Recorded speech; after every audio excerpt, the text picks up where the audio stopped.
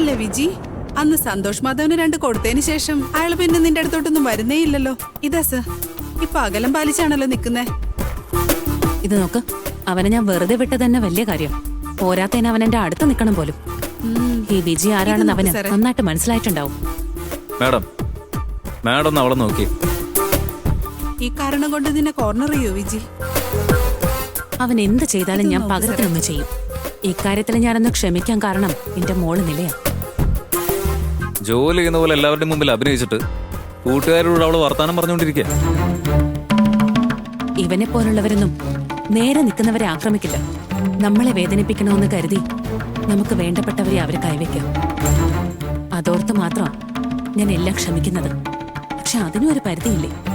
വേണ്ട, ഇതൊന്നും നോക്കണേ. എന്റെ ഒരു സമാധാനത്തിന് ഇപ്പൊ തന്നെ ഈ നിമിഷം തന്നെ അവൾക്ക് എന്തെങ്കിലും ടാസ്ക് കൊടുത്ത് അവളൊന്ന് ടോർച്ചർ ചെയ്യും മാഡം. പറഞ്ഞ സ്ഥിതിക്ക് എന്താ ചെയ്യാൻ പോകുന്നതെന്ന് കണ്ടു.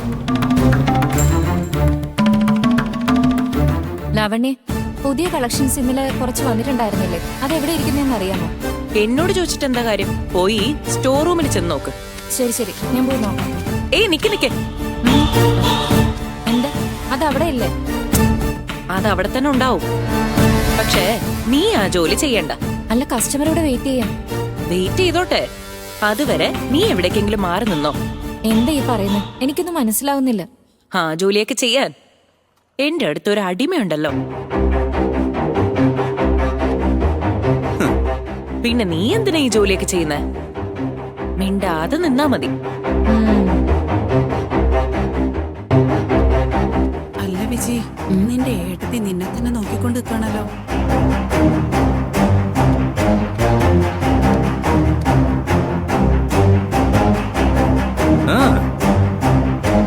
ഏയ് ഇങ്ങോട്ട് വന്നേ.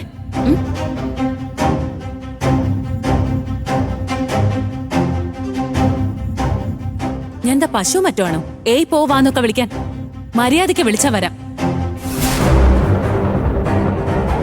ഓ, മാഡത്തോട് വാ മാഡം, പോ മാഡം, ഇരിക്കും മാഡം എന്നൊക്കെ വേണോ പറയാൻ?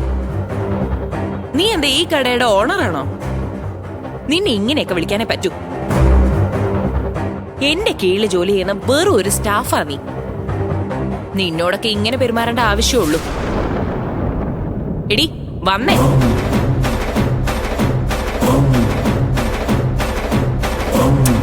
വരാൻ പറഞ്ഞില്ലേ നിന്നോട്? എനിക്ക് വരാം.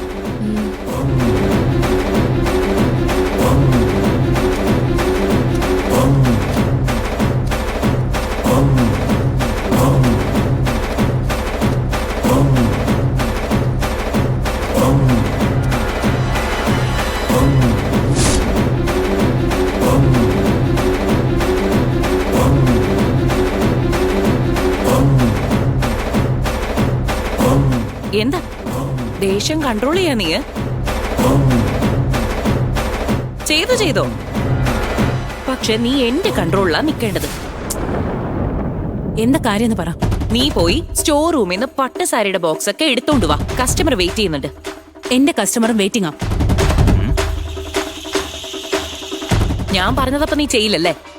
കസ്റ്റമർ ചോദിക്കുന്നത് ഞാൻ ചെയ്യണ്ടേ? യമുനയില്ലേ എവിടെ? അവള് നോക്കിക്കോളും. അവള് വേറെ കസ്റ്റമറെ നോക്കിക്കൊണ്ടിരിക്കാം.